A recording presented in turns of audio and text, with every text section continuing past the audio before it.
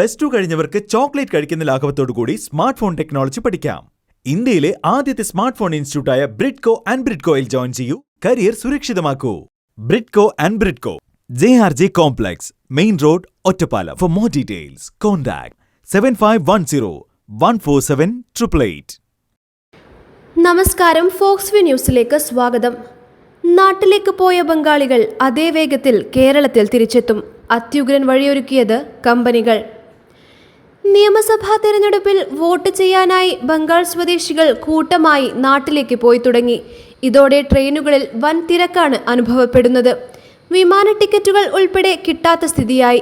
യാത്രക്കാരുടെ എണ്ണം വർദ്ധിച്ചതോടെ 100-ലധികം ടൂറിസ്റ്റ് ബസ്സുകളാണ് ബംഗാളിലേക്ക് വോട്ടർമാരുമായി സഞ്ചരിക്കുന്നത്.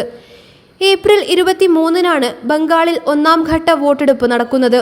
ഏപ്രിൽ 29-നാണ് 2-ാം ഘട്ടം. ട്രെയിൻ ടിക്കറ്റുകൾ കിട്ടാതെ ബുദ്ധിമുട്ടുകയാണ് പല യാത്രക്കാരും. ദിവസവും സർവീസ് നടത്തുന്ന കന്യാകുമാരി ദിബ്രുഗഡ് വിവേക് എക്സ്പ്രസിൽ ടിക്കറ്റ് കിട്ടാനില്ല. വിവേക് എക്സ്പ്രസ് കൂടാതെ ഏതാനും പ്രതിവാര ട്രെയിനുകൾ മാത്രമാണ് ബംഗാളിലേക്കുള്ളത്. തിരക്കു പരിഗണിച്ച് ഇന്നലെ നാഗർകോവിലിൽ നിന്ന് ഷാലിമാറിലേക്ക് റെയിൽവേ സ്പെഷ്യൽ ട്രെയിൻ സർവീസ് നടത്തിയിരുന്നു. ഇന്ന് തിരുവനന്തപുരം നോർത്ത് സാന്ത്രഗച്ചി സ്പെഷ്യൽ ഉണ്ടെങ്കിലും ടിക്കറ്റുകൾ നേരത്തെ തന്നെ വിറ്റുതീർന്നു. തങ്ങളുടെ തൊഴിലാളികൾക്കായി മിക്ക കമ്പനികളും ടൂറിസ്റ്റ് ബസ് സൗകര്യം ഏർപ്പെടുത്തിയിട്ടുണ്ട്. ബംഗാളിലെ ഉൾഗ്രാമങ്ങളിലുൾപ്പെടെ ബസ്സുകൾ സർവീസ് നടത്തും.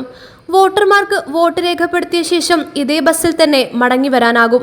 അതുവരെയും ബസ്സുകൾ അവിടെ തുടരും. ബസ്സിൽ പോയി മടങ്ങി വരാനായി 10,000 രൂപയാണ് ഒരാൾക്ക് ചിലവ് വരുന്നത്. വോട്ടിടാൻ പോകുന്ന തൊഴിലാളികൾ മടങ്ങി വരാതിരിക്കുകയോ മടങ്ങി വരാൻ വൈകുന്ന സ്ഥിതിയോ ഉണ്ടാകുമെന്ന ആശങ്കയിലാണ് കമ്പനികൾ.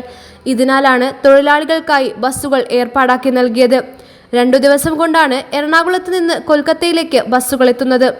ആലപ്പുഴ, കട്ടപ്പന, പായിപ്പാട്, പെരുമ്പാവൂർ, ആലുവ, കണ്ണൂർ, കോഴിക്കോട് ഉൾപ്പെടെ മിക്ക സ്ഥലങ്ങളിൽ നിന്നും ബസ്സുകൾ പോയിട്ടുണ്ട്. അസമിലെ തിരഞ്ഞെടുപ്പിനും സമാനമായി ബസ് സർവീസുകൾ ഉണ്ടായിരുന്നു. News desk, Fox view.